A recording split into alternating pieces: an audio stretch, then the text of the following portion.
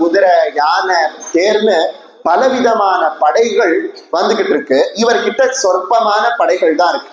இந்த சொற்பமான படைகளை வச்சு எப்படி இவர் இவ்வளவு பெரிய படையை ஜெயிக்க போறார் அப்படின்றது யாருக்குமே புரியல. இருந்தாலும் இவர் என்ன பண்றார் அப்படின்னா, தன்னுடைய மக்கள் கிட்ட தைரியத்தை ஊட்டி, நீங்க போங்க, போருக்கு போங்க அப்படின்னு எல்லார்கிட்டையும் சொல்றாங்க. போருக்கு எல்லாரும் கிளம்பிடுறாங்க. பெரிய மூவேந்தர்களினுடைய படை முன்னாடி இந்த நல்லியக்கோடா திண்டிவனத்து பக்கத்துல உப்புவேலூர் அப்படின்னு சொல்லப்படக்கூடிய ஒரு சிறிய சிற்றரச ஆட்சி பண்ணிட்டு வந்தவர். இவரோட சின்ன படை எவ்வளவு நேரம் தாங்கும்? தாங்க முடியாம என்ன ஆனது அப்படின்னா, படை சிதற ஆரம்பிச்சது. அந்த சமயத்துல நல்லியக்கோடாருக்கு எப்படியாவது தன்னுடைய மக்களையும் நாட்டையும் காப்பாற்றணும் அப்படின்னு ஆசை. அதனால என்ன பண்ணினார் அப்படின்னா, அங்க உப்புவேலூர்ல இவர் கட்டின முருகப்பெருமானினுடைய கோவில் இருக்கு. அங்க போய் அந்த முருகப்பெருமான் கிட்ட அவர் வேண்டி வணங்கி என்னை காப்பாத்து அப்படின்னு கேட்கிறார். அப்போ அவர் முருகப்பெருமானை நினைத்து, அழுதால் உன்னை பெறலாமேன்னு மாணிக்க வாசகர் சொன்னா போல கண்ணீர் விட்டு என்னை காப்பாற்ற கூடாதா அப்படின்னு கேட்கிறார். அப்படி கேட்கும் போது என்ன ஆகுது அப்படின்னா, அவருக்கு அழுது அழுது கண்கள்ல இருந்து நீர் வடிந்து அவருக்கு அப்படியே மயக்கம் போட்டு விழறார்.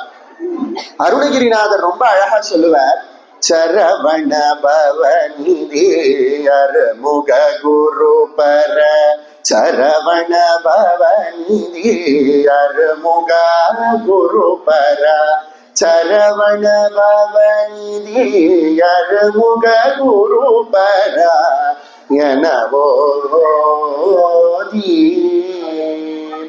இப்படி 3 வேளையும் சரவண பவநிதி சரவண பவநிதி அப்படின்னு யார் யாரெல்லாம் வேண்டுகிறார்களோ அவர்களுக்கு என்ன செய்யறார் அப்படின்னா, ஜனன மரண பயத்தை நீக்கிறார். அது மட்டும் இல்லாம பிறக்கும் போது வரக்கூடிய பலவிதமான தொல்லைகள், பிறந்தா என்ன வருது அப்படின்னா பலவிதமான கடமைகள் அப்படிங்கிற தொல்லை வருது. குழந்தைகளை படிக்க வைக்கணும், அந்த குழந்தைகளுக்கு திருமணம் பண்ணி வைக்கணும் அப்படின்னு பலவிதமான கடமைகள் வருது. பிறக்காம இருக்கணும் அப்படின்னா என்ன செய்யணும் அப்படின்னா, முக்தி அடையணும். இப்படி பிறக்காம இருக்கிறதுக்கான வழியையும் பிறந்த பின் வரக்கூடிய பலவிதமான கஷ்டங்கள்ல இருந்தும் காப்பாற்றக்கூடியது எது அப்படின்னா முருகப்பெருமானினுடைய அருள் தான். இப்படி அருணகிரிநாதர் சொன்னதற் போல தனக்கு ஒரு ஆபத்துன்னு வந்த பிறகு இந்த நல்லியக்கோடார் என்ன பண்ணினார் அப்படின்னா, அந்த வேலூர்ல இருக்கக்கூடிய முருகப்பெருமானை போய் வேண்டிக்கிறார். வேண்டிக்கிட்டே அவர்கிட்ட அழுது தொழுது இருக்கக்கூடிய அந்த சமயத்துல என்ன ஆகுது அப்படின்னா, அவரையும் அறியாமல் மயக்கம் போட்டு விழறார். அப்படி மயக்கம் போட்டு விழுந்த போது முருகப்பெருமான் அவரினுடைய கனவுல காட்சி கொடுக்கிறார். எப்படி அருணகிரிநாதர் சொன்னாரோ, சீரான கோல கால நவமணி மாலாபிஷேக பார வெகுவித தேவாதி தேவர் சேவை செய்யும் முக மலராரும், சீராடு வீரமாது மருவிய ஈராறு தோளும் ஈழும் வரிகளி சீராக மோதும் ஈப்ப பரிமள இருதாளும், ஆராத காதல் வேடர் மடமகள் சீமூதலோல்வ லாரி மடமகள் ஆபாத ஆதார பூதமாக வலமிடமூரை வாழ்வும். சீரான கோல கால நவமணி அப்படிங்கிற போல 6 திருமுக மண்டலங்களும், அந்த 6 திருமுக மண்டலங்கள் மேல கவிழ்த்த அற்புதமான மகுடத்தோட வள்ளி தேவசேனா சகிதமாக அவருக்கு கனவுல முருகப்பெருமான் காட்சி கொடுத்து, இந்த கோயில் குளத்துல தாமரை பூவானது பூத்திருக்கு, ஒரே ஒரு தாமரை பூ. அந்த தாமரை பூவை முருகன் அப்படின்னு சொல்லப்படக்கூடிய என்னுடைய பெயரை சொல்லி எதிரிகள் மேல பானமாக அம்பாக போடு அப்படின்னு சொன்ன. முருகப்பெருமான் சொன்னது உண்மையா பொய்யா என்ன ஏது ஒன்றும் புரியல. இவர் கனவுல இருந்து திடுக்கிட்டு எழுந்துக்கிறார். அப்படி திடுக்கிட்டு அவர் எழுந்துக்கும் பொழுது என்ன பண்றார் அப்படின்னா, எதிர்க்க இருந்த முருகனினுடைய சன்னிதானத்துல இருந்த முருகப்பெருமானை வணங்கி விட்டு, முருகப்பெருமான் கனவுல சொன்னதை நிஜமாக இருந்தான்னா, கோவில் குளத்துல இதுவரைக்கும் தாமரை பூவே பூக்காத கோயில் குளத்துல ஒரு தாமரை பூ இருக்கணும். அப்படி இருந்ததுன்னா முருகப்பெருமான் சொன்னது உண்மை அப்படின்னு அவருக்கு தோணினது. அதனால என்ன பண்ணார் அப்படின்னா, கோயிலினுடைய தாமரை குளத்தை நோக்கி ஓடுறார், கோயிலினுடைய குளத்தை நோக்கி ஓடுறார். அந்த கோயில் குளத்துல முருகப்பெருமான் சொன்னா போல ஒரே ஒரு தாமரை பூவானது பூத்திருக்கு. அதை சொல்லி அதை பார்த்து முருகப்பெருமானினுடைய அருளை நினைத்து வியக்கிறாராம். வியந்தவர் ஓடி போய் அந்த தாமரை பூவை பறித்து முருகப்பெருமான் சொன்னா போல தன்னுடைய ஊரை முற்றுகையிட்ட 3 வேந்தர்கள், சேரர்கள், சோழர்கள், பாண்டியர்கள், இவர்கள் 3 பேரோட படையும் இவரோட ஊரை முற்றுகையிட்டு இருக்கு இல்லையா, அந்த படையின் மேல முருகப்பெருமானினுடைய பெயரை சொல்லி இந்த தாமரை பூவை, அதாவது பெரிய யுத்தம் நடக்குது, படை வருது அப்படின்னா அந்த படையை எதிர்த்து ஆயுதம் போடணும். ஆனா இவர் என்ன பண்றாருன்னா முருகப்பெருமான் சொன்னதை கேட்டு ஒரு தாமரை பூவை போடுறார். அந்த தாமரை பூவை போட்டத அவரோட படையில இருந்தவர்களே ஆச்சரியமாகவும் ஏளனமாகவும் பார்த்தார். தாமரை பூவால் அடிச்சா என்ன வலிக்க போறது? அவன் வில்லாலையும் கத்தியாலையும் கேடயத்தாலையும் தாக்குதல் நடத்திக்கிட்டு இருக்கான், நீங்க என்ன தாமரை பூவை வீசுறீங்க அப்படின்ன போது முருகப்பெருமான் காப்பாற்றுவார் அப்படின்னு முருகப்பெருமான் மேல பூரணமாக நம்பிக்கை வைத்து இந்த நல்லியக்கோடாரானவர் என்ன பண்றார் அப்படின்னா அந்த தாமரை பூவை வீசுறார் இல்லையா, அந்த தாமரை பூவினுடைய ஒவ்வொரு இதழ்கள்ல இருந்தும் 1000 முருகப்பெருமானினுடைய வேல் தோன்றினதா. ஆலமாய புனருக்கு அமரரு கமுதமாய் ஆதவனின் வெண்மை ஒளிமேல் அரிய தவ முனிவர் கிந்தோவில் தன்னில் ரமைந்து அன்பர்க்கும் முற்றா மூலமாம் வினையறுத்து அவர்கள் வெம்பகையினை மூடி திந்திரர்க்கும் எட்டா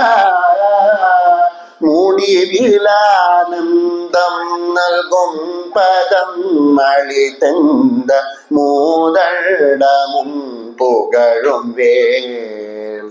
ஆலமாய் அவுணருக்கு முருகப்பெருமானினுடைய கையில் இருக்கக்கூடிய வேலானது தீயதை செய்யக்கூடிய அரக்கர்களுக்கு விஷமாகவும் நன்மையை செய்யக்கூடிய பக்தர்களுக்கு அமுதமாகவும் அரிய தவ முனிவருக்கு இந்துவில் தன்னென்றமைந்து அன்பர்க்கு முற்றார்.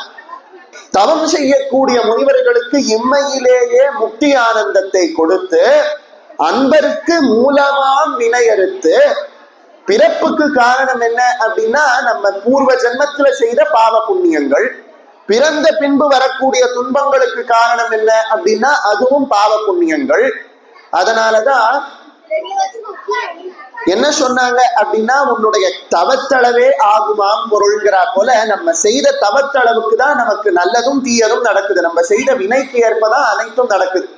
ஆக மொத்தத்துல நல்லது நடக்கணும்னாலும் சரி, தீமை நடக்கணும்னாலும் சரி, நம்ம செய்கிற பாவ புண்ணியங்கள் தான் காரணம். இந்த பாவ புண்ணியங்கள் அப்படிங்கிற வினையை என்ன செய்யுதான், அன்பருக்கு மூலமாம் வினையறுத்து முருகப்பெருமானினுடைய திருக்கையில இருக்கக்கூடிய வேலானது அன்பர்களினுடைய பிறவிக்கு காரணமாக மூலமாக இருக்கக்கூடிய வேல் என்ன செய்யுது அப்படின்னா அன்பர்களினுடைய பிறப்புக்கு காரணமான வினையை அறுக்குதான். இப்படி பெரிய பெரிய விஷயங்களை சாதிக்கக்கூடிய முருகப்பெருமானினுடைய திருக்கை வேலானது அந்த தாமரை பூவில் இருந்த ஒவ்வொரு இதழ்கள்ல இருந்தும் 1000 தோன்றி 1000 வந்த சேர சோழ பாண்டியர்களினுடைய படையை ஒண்ணுமில்லாம ஆக்கினதா. அற்புதமாக இத பரிப்பாடல் நமக்கு சொல்லுது. அம்மலர் அயிலென அணுகி ஆங்குள வெம்மை சேர் படைகளை வீட்டி தெய்வர்கள் தம்மொழி அமைச்சன் தன் தலையை கொய்து உமர் செம்மன கோடத்தான் திருக்கை சேர்ந்ததே அப்படிங்கிற அந்த வேலானது கூடியிருந்த படையை மட்டும் அழிக்கலையா, எந்த அமைச்சன் நல்லிய கோடாரை அவரினுடைய போர் ரகசியங்களை மூவேந்தர்களுக்கு சென்று சொல்லி அவர்களிடமிருந்து பரிசை பெற்று நல்லிய கோடாருக்கு துரோகம் செய்தானோ, துரோகம் செய்த அந்த அமைச்சனினுடைய தலையையும் சேர்த்து கொய்ததா. இப்படி முருகப்பெருமானினுடைய அருள் இருந்தா என்ன நடக்குது அப்படின்னா நமக்கு வரக்கூடிய துன்பங்களும் நீங்குது, துன்பங்கள் வருவதற்கு காரணமாக இருக்கக்கூடியவர்களும் வேலினுடைய அருளால இல்லாம போயிடுறாங்க. இததான் நல்லிய கோடாரினுடைய கதை நமக்கு காட்டு. இன்னைக்கும் உப்புவேலூர்ல இருக்கக்கூடிய முருகப்பெருமானினுடைய திருக்கோவில்ல நல்லிய கோடாரானவர் பூஜித்த முருகப்பெருமானை நாம பார்க்கலாம். திண்டிவனம் பக்கத்துல இருக்கக்கூடிய அற்புதமான திருத்தலம். இங்க நடந்த இந்த அற்புதமான விஷயத்தை நமக்கு சங்க கால நூல்களும் பரிபாடல்களும் சொல்லுது அப்படின்னு பெரியவர்கள் சொல்றாங்க. இப்படி முருகப்பெருமானினுடைய வேலினுடைய பெருமை இவ்வளவு பெருசா இருக்கு. இப்படியே நம்ம முருகப்பெருமானினுடைய அருள் திறமானது எப்படி இருக்குன்னு யோசிச்சுக்கிட்டே வந்தோம் அப்படின்னா நமக்கு அற்புதமாக இன்னொரு விஷயமும் தெரிய வரும். என்ன அப்படின்னா, இந்த தமிழகத்துல திருவாரூர்ல அற்புதமாக ராமசுவாமி தீட்சிதர்னு சொல்லப்படக்கூடிய ஒரு பெரிய மகானானவள் வாழ்ந்து வந்தார். இந்த காலத்துல நம்ம வாதாபி கணபதிம் பஜேஹம் வாதாபி கணபதிம் பஜேஹம் அப்படின்னு அற்புதமான ஒரு பாடலை கேட்கிறோம் இல்லையா? ஹம்சத்வனி அப்படிங்கிற ராகத்தில் அமைந்த பாடல். அதாவது அன்னப்பறவை செய்யக்கூடிய ஓசையை ஒத்தது போல இருக்குமா இந்த பாடலினுடைய ராகம். அதனால இதுக்கு ஹம்சத்வனி அப்படின்னு பேர். இந்த ராமசுவாமி தீட்சிதரானவர் பெரிய இசை வித்வான். இவரோட பாடலை கேட்டாதான் நான் வீதி உலாவுக்கே வருவேன் அப்படின்னு திருவாரூர் தியாகராஜர் ஒரு தடவை சொல்லியிருக்கார். அப்படிப்பட்ட உயர்ந்த மகானாக இருந்தவர் ராமசுவாமி தீட்சிதர். அவருக்கு ரொம்ப நாளா பிள்ளை வரம் இல்லாம அவதிப்பட்டு இருந்தார். அவர் என்ன பண்ணினார் அப்படின்னா, தன்னுடைய மனைவியோட சேர்ந்து வைத்தீஸ்வரன் கோவில்ல இருக்கக்கூடிய பாலாம்பிகையை நினைத்து, அதாவது அங்க இருக்கக்கூடிய தையல் நாயகி அம்பாளை நினைத்து விரதம் இருந்தாங்களாம். அந்த காலத்துல எல்லாம் ஏதாவது ஒரு விஷயம் தனக்கு நடக்கணும் அப்படின்னா என்ன பண்ணுவாங்க அப்படின்னா, கோவில்ல போய் பஜனம் அப்படின்னு இருப்பாங்க. அதாவது 48 நாள் கோவில்லையே தங்கி கோயில்ல இருக்கக்கூடிய பிரசாதத்தையே உண்டு கோயிலுக்கு கைங்கரியம் செய்து கொண்டு 48 நாள் இருப்பாங்க. அது மாதிரி வைத்தீஸ்வரன் கோவில்ல இந்த ராமசுவாமி தீட்சிதரும் அவர்களுடைய மனைவியும் சேர்ந்து பஜனம் அப்படின்னு சொல்றா போல 48 நாள் தங்கி அங்க இருக்கக்கூடிய தையல் நாயகியை வழிபட்டார். அங்க வைத்தீஸ்வரன் கோவில்ல அற்புதமான ஒரு விஷயம் இருக்கு. என்ன அப்படின்னா, அங்க இருக்கக்கூடிய முத்துக்குமார சுவாமியான முருகப்பெருமான். இந்த முத்துக்குமார சுவாமியான முருகப்பெருமானினுடைய தலையில அப்படி வலது பக்கம் ஒரு கொண்டை இருக்கும். வேற எந்த கோவில்ல இருக்கக்கூடிய முருகப்பெருமானுக்கும் அந்த கொண்டையானது கிடையாது. ஏன் அப்படின்னா, லேச்சர்கள் படையெடுத்து வந்த போது சிதம்பரம் நடராஜர் கோவில்ல இருந்த முருகப்பெருமானினுடைய விக்கிரகத்தை காப்பாற்றணும் அப்படிங்கிறதுக்காக அங்க சிதம்பரத்துல இருந்த தீட்சிதர்கள் எல்லாம் இந்த முருகப்பெருமான தூக்கிட்டு வந்த போது அந்த முருகப்பெருமான வைத்தீஸ்வரன் கோவில்ல வச்சு பாதுகாத்தாங்களாம். பாதுகாத்த பிறகு முருகப்பெருமான் சிதம்பரத்துல அத்தனையும் சரியான பிறகு திரும்பி முருகப்பெருமானை கொண்டு போய் அங்க வைக்கலாம் அப்படின்னு கேட்ட போது, எனக்கு இங்கேயே பிடிச்சிருக்கு, நான் இங்கேயே இருக்கேன் அப்படின்னுட்டார். அதனால முருகப்பெருமான வைத்தீஸ்வரன் கோயிலே சிதம்பரத்திலிருந்து வந்த முருகப்பெருமான வைத்தீஸ்வரன் கோவில்ல வச்சிருக்கா. அதுவும் எங்க வச்சிருக்கா அப்படின்னா, வைத்தீஸ்வரன் சன்னதிக்கும் தையல் நாயகியினுடைய சன்னதிக்கும் நடுவுல வச்சிருப்பா. இன்னைக்கும் நம்ம கோவில்ல சோமாஸ்கந்தரினுடைய விக்கிரகத்தை பார்த்தோம்னா, இந்த பக்கம் பரமேஸ்வரன் இருப்பார், அந்த பக்கம் பார்வதி இருப்பார், நடுவுல முருகப்பெருமான் இருப்பார். அதுக்கு பேரு சோமாஸ்கந்தர் அப்படின்னு பேர். உமாஸ்கந்தர், அதாவது உமையோடையும் முருகனோடையும் சேர்ந்து இருக்கக்கூடிய பரம்பொருள் அப்படின்னு பேர். இந்த சோமாஸ்கந்தருக்கு சிவதீக்ஷா மூர்த்தின்னு பேர். அதாவது சிவதீட்சை கொடுக்கணும்னா மனைவியோட இருக்கக்கூடிய குருவானவர் தான் சிவதீட்சை கொடுக்கணும் அப்படின்னு அர்த்தம். அதனாலதான் சோமாஸ்கந்த மூர்த்திய எழுந்தருளை பண்ணி, அதாவது உற்சவ காலங்கள்ல உற்சவராக இருக்கக்கூடிய சிவபெருமானான சோமாஸ்கந்தரை எழுந்தருளை பண்ணி கூட்டிட்டு வரும்போது அவருக்கு தீபாராதனை காமித்து அவர் கையிலேந்து விபூதி வாங்கிக்கிட்டான்னா, அதாவது அந்த சிவனை எழுந்தருளை பண்ணி கொண்டு வரக்கூடிய பட்டர்கள் கிட்ட இருந்து விபூதி வாங்கிக்கிட்டான்னா அது சிவபெருமான் கையால சிவதீட்சையோட விபூதி வாங்கின்றதுக்கு அர்த்தம். இப்படி சிவதீட்சைய நம்ம அத்தனை பேரும் பாமரர்களான நமக்கும் கொடுக்கக்கூடிய ஒரு மூர்த்தியாக இருக்கக்கூடியவர் தான் சோமாஸ்கந்த மூர்த்தி. இந்த சோமாஸ்கந்த மூர்த்தி வடிவத்துல இருக்கக்கூடியவர் வைத்தீஸ்வரன் கோவில்ல இருக்கக்கூடிய முத்துக்குமார சுவாமி. ஏன் அப்படின்னா சிவன் சன்னதிக்கும் அம்பாள் சன்னதிக்கும் நடுவுல இருப்பார். அவருக்கு செல்வ முத்துக்குமார சுவாமின்னு பேர். ஏன் அப்படின்னா அங்க இருக்கக்கூடிய தையல் நாயகி அம்பாளுக்கு அவர் மேல ரொம்ப பிரியமா. இன்னைக்கு கூட ஏதாவது ஒரு பிறந்த குழந்தை வீட்டுல இருக்கு அப்படின்னா என்ன பண்ணுவா அப்படின்னா, வீட்டுல இருக்கிறவா அந்த குழந்தைய தூக்கிண்டு வெளியில போயிட்டு வரான்னா என்ன பண்ணுவா, போறதுக்கு முன்னாடி அந்த குழந்தைய அம்மா கிட்ட காமிச்சிட்டு, அம்மா உன் குழந்தைய எடுத்துட்டு போறோம், வெளியில ஊர் சுத்தி காமிச்சிட்டு திரும்பி கொண்டு வந்து விட்டுடுறோம் அப்படின்பா. அந்த அம்மா பர்மிஷன் கொடுத்ததும் குழந்தைய எடுத்துட்டு போவா. குழந்தைய எடுத்துட்டு போய் ஊரை எல்லாம் சுத்தி காமிச்சிட்டு திரும்பி வீட்டுக்குள்ள கொண்டு வந்து வைக்கிறத என்ன பண்ணுவா, அம்மா கிட்ட திரும்பி குழந்தைய காட்டுவா, நல்லபடியா கொண்டு வந்துட்டேமா அப்படின்னு. அது மாதிரி முருகப்பெருமானை வைத்தீஸ்வரன் கோவில்ல எழுந்தருளை பண்ணி கொண்டு போகிறதுக்கு முன்னாடி தையல் நாயகி அம்பாள் சன்னதியில நின்று அம்பாள் கிட்ட உத்தரவு வாங்கிட்டு முருகப்பெருமான் கிளம்புவார். அப்படியே வீதி உலாவெல்லாம் வந்த பிறகு அம்பாள்கிட்ட திரும்பி காமிச்சுட்டு திரும்பி அப்புறம் தான் அவர் உள்ள போவார். இப்படி அங்க இருக்கக்கூடிய வைத்தீஸ்வரன் கோவில்ல இருக்கக்கூடிய தையல் நாயகி அம்பாளுக்கு செல்லமான பிள்ளையாக இருக்கிறதுனால அவருக்கு செல்வமுத்துக்குமார சுவாமின்னு பேர். தையல் நாயகி அப்படின்னா, தையல்னா பெண், நம்ம தைக்கிறதுன்னு அர்த்தம் கிடையாது. தையல்னா பெண்கள் அப்படின்னு அர்த்தம். பெண்களுக்கெல்லாம் தலைவியாக வைத்தீஸ்வரன் கோவில்ல தையல் நாயகி அம்பாள் இருக்கா. அவளுக்கு பேரு பாலாம்பிகைன்னு பேர் சமஸ்கிருதத்துல. அதனால அந்த வைத்தீஸ்வரன் கோவில்ல இருக்கக்கூடிய பாலாம்பிகையை யார் யாரெல்லாம் வழிபடுறாளோ அவ எல்லாருக்கும் புத்திரபாகியம் விரைவில் ஏற்படுறத இன்னைக்கும் கண்கூடா பார்க்கலாம். இப்படி அந்த பாலாம்பிகையை அங்க இருக்கக்கூடியவர்கள் எல்லாம் வணங்கி கொண்டிருக்கக்கூடிய அற்புதமான ஸ்தலமான அந்த வைத்தீஸ்வரன் கோவில்ல இந்த ராமசுவாமி தீட்சிதர் தன்னுடைய மனைவியோட வந்து கோவில்ல 48 நாள் தங்கி கோவிலுக்கு சேவை செய்து கோயில் பிரசாதத்தை மட்டுமே உண்டு 48 நாள் கழிக்கிறார். 48வது நாள் இரவு ஒரு சின்ன குழந்தை, ஒரு பொன் குழந்தை நடந்து வருது. நடந்து வந்து என்ன பண்ணுதான், தான் கழுத்துல இருந்த முத்து மாலையை கழட்டி ராமசுவாமி தீட்சிதரினுடைய மனைவியினுடைய இடுப்புல முடிஞ்சு வச்சுட்டு மறைஞ்சிடுறது. இது டக்குன்னு இப்படி நடந்து போகவே என்ன நடக்கிறதுன்னு புரியாம ராமசுவாமி தீட்சிதரும் பார்க்கிறார், அவரினுடைய மனைவியும் பார்க்கிறார். 2 பேரும் தன்னை பார்க்கிறா. அப்பதான் அவளுக்கு புரிஞ்சது இத்தனை நேரம் அவங்க தூங்கிட்டு இருந்தாங்க அப்படின்னு.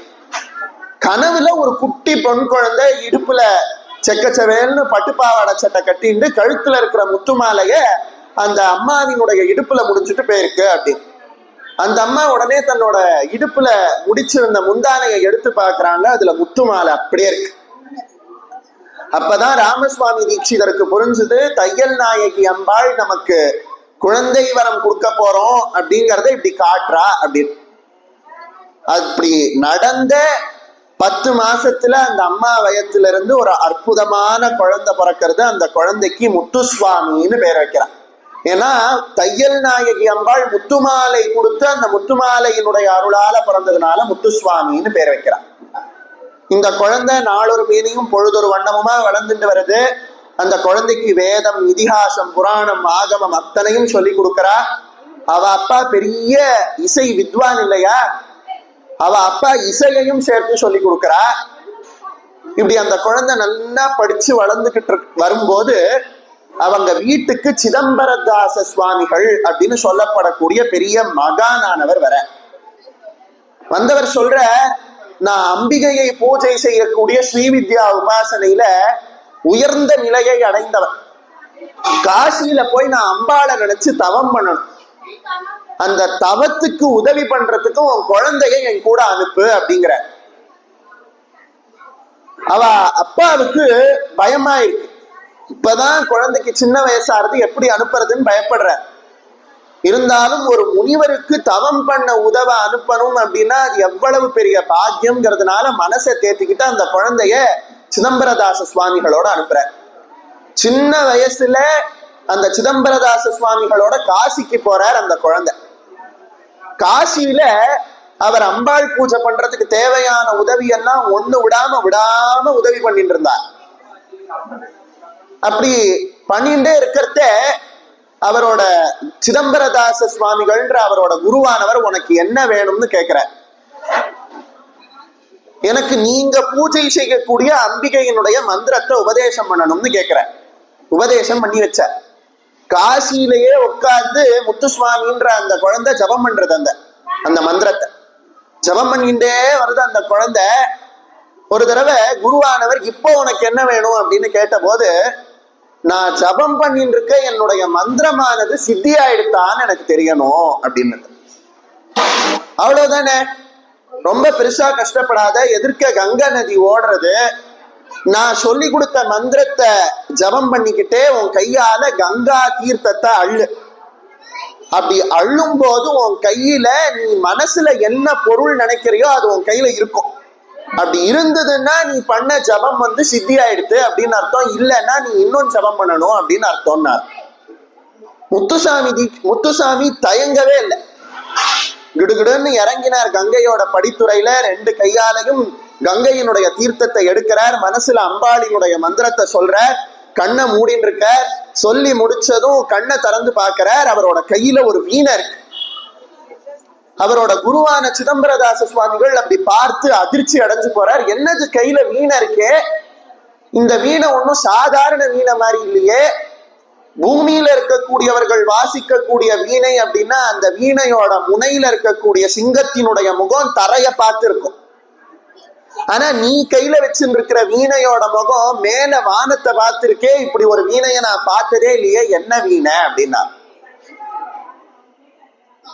அப்போ முத்துசுவாமி தீட்சிதர் சொல்றாரா, மாணிக்க வீணாம் உபலாலயந்தி மதாலசாம் மஞ்சுளவாக் விலாசா மகேந்திர நீலத்யுதி கோமளாங்கி மாதங்க கன்யாம் மனசா ஸ்மராமி சதுர்புஜே சந்திரகலாவதம்சே कुचोन्नते कुङ्कुमरागशोने पुण्ड्रेषु पाशाङ्कुशपुष्पबाणहस्ते नमस्ते जगते कमातः.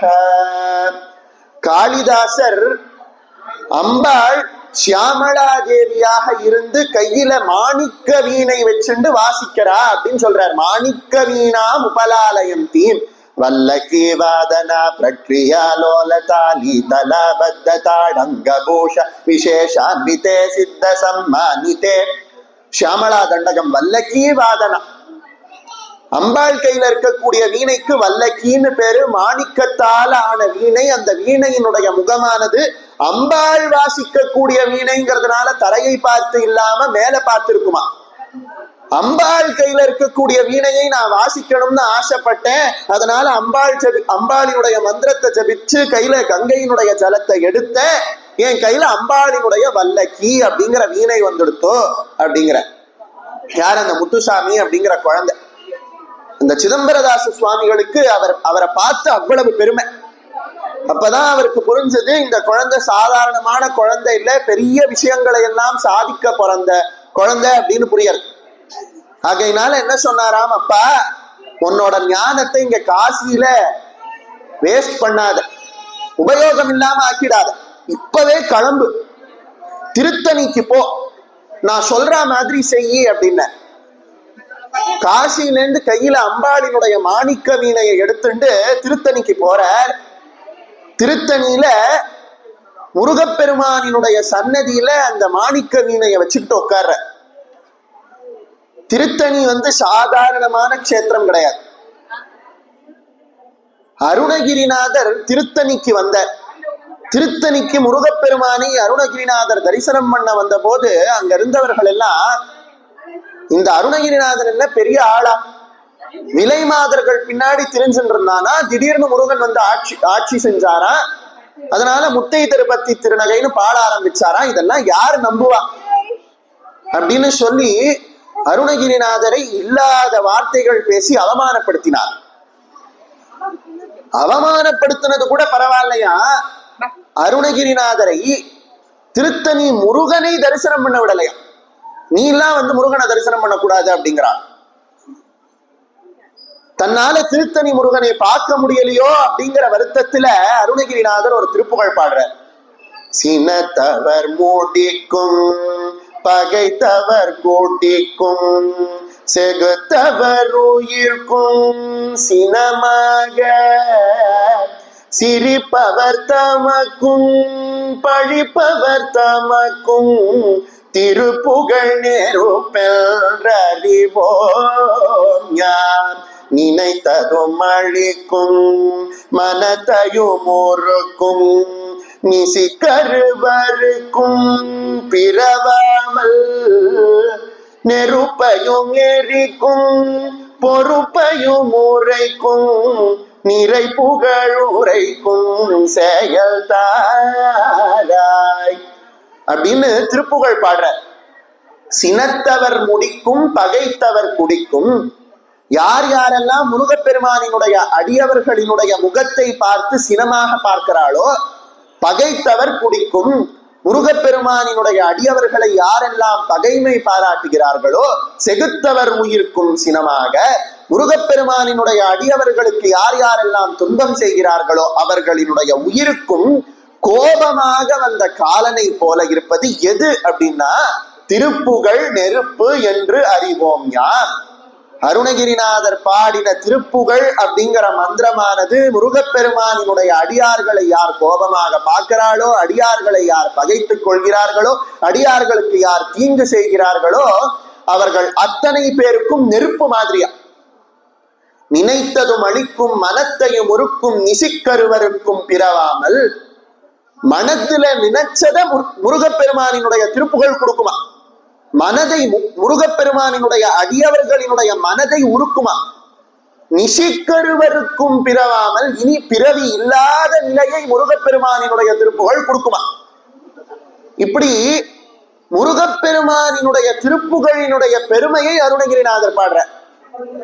அப்ப என்ன ஆனது அப்படின்னா யார் யாரெல்லாம் அருணகிரிநாதரை ஏளனம் செய்தார்களோ அவர்களோட உடல் நெருப்பையும் எரிக்கும் பொறுப்பையும் இருக்கும். அவர் சொன்னா போல நெருப்பு போல அப்படியே கொதிச்சுதான்.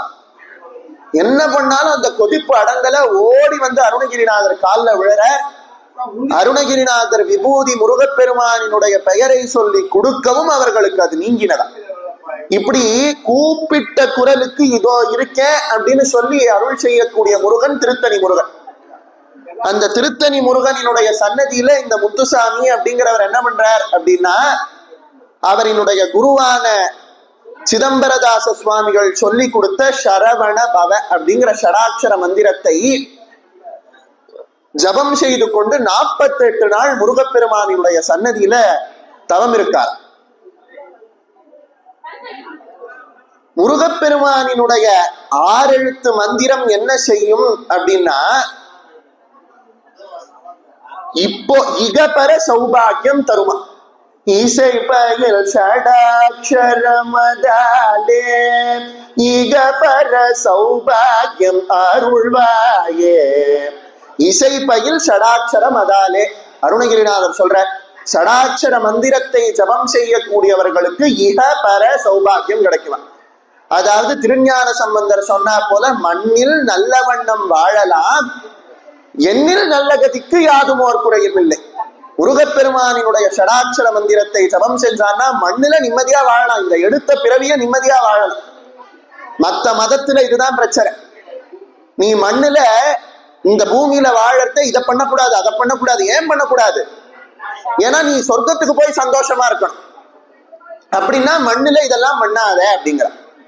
ஆனா நம்ம தர்மத்துல என்ன ஒரு மகத்துவம் அப்படின்னா மண்ணுலையும் சந்தோஷமா இருக்கலாம், விண்ணுலையும் போய் சந்தோஷமா இருக்கலாம். மண்ணில் நல்ல வண்ணம் வாழலாம் வைகலும், இங்கேயும் நன்னா இருக்கலாம், மேலுலகத்துக்கு போயும் நன்னா இருக்கலாம். இசை பயில் ஷடாட்சரமதாலே இகபர சௌபாகியம் அருள்வாயே. ஷடாட்சர மந்திரத்தினால மண்ணுலகத்திலையும் நன்னா நிம்மதியா இருக்கலாம், விண்ணுலகத்திலையும் நிம்மதியா இருக்கலாம். அந்த ஷடாட்சர மந்திரத்தை ஜபம் செய்து கொண்டு திருத்தணி முருகனினுடைய சன்னதியில அவர் 48 நாள் பல்லுல பச்சை தண்ணி படாம தவம் இருக்கார். 48வது நாள் முடிய போறது. கண்ணை மூடிக்கிட்டு அவர் ஜபம் பண்ணிக்கிட்டே இருக்க. அவருக்கு ஒரு குரல் கேக்குதான், முத்துசாமி வாயத்தர அப்படின்னு. அவர் ஜபம் பண்ணிட்டே இருக்கிறவா எப்பவுமே கண்ணை திறந்து பார்த்து பேச மாட்டார். அந்த ஜபத்துல அப்படியே லயிச்சிருப்பா இல்லையா, அதனால கண்ணை மூடிண்டே அப்படின்னு வாயை திறந்தார். அவருக்கு முதல்ல ஜபம் செய்யும் போது ஏன் வாயை திறக்கணும்னு தோணித்துன்னு தெரியலையா, ஆனா எதிர்க்க இருந்த அந்த குரல் கேட்டது இல்லையா, அந்த குரல் அவருடைய மனதுல போய் செயல்பட்டு அவரையும் அறியாம வாயை திறக்க வச்சதா.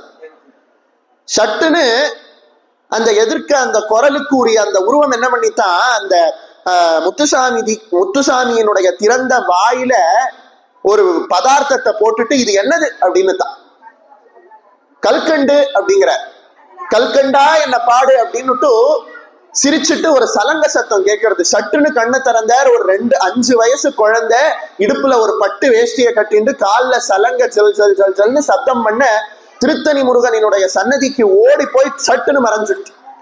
அப்பதான் முத்துசாமி தீட்சிதருக்கு தெரிஞ்சது வந்தது முருகப்பெருமானே அப்படின்னு. அப்ப முதல் பாட்டு பாட ஆரம்பிச்சார். நாதாதி குரு குஹோ ஜயதி ஜயதி அப்படின்னு முத்துசாமி தீட்சிதர் சங்கீத மும்மூர்த்திகள்ல ரொம்ப முக்கியமானவராக கருதப்படக்கூடிய முத்துசுவாமி தீட்சிதர் இவர் பாட ஆரம்பிச்சது முருகப்பெருமானினுடைய அருள்னால, திருத்தணி முருகப்பெருமானினுடைய அருள்னால. இதை எதற்கு சொல்ல வந்தேன் அப்படின்னா, முத்துசுவாமி தீட்சிதர் தமிழ்நாட்டுல வாழ்ந்த தமிழராக இருந்தாலும் அவர் ஒரு பாடலை கூட தமிழ்ல பாடல, ஒரு பாடல் கூட தமிழ்ல பாடல. நம்ம முருகப்பெருமான தமிழ் கடவுள் அப்படின்னு சொல்றோம், தமிழர்களுக்கு மட்டுமே உரிய கடவுள் அப்படிங்கிறோம். ஆனா முருகப்பெருமானினுடைய அருளால பாடின முத்துசுவாமி தீட்சிதர் தமிழ்ல ஒரு பாட்டு கூட பாடல்.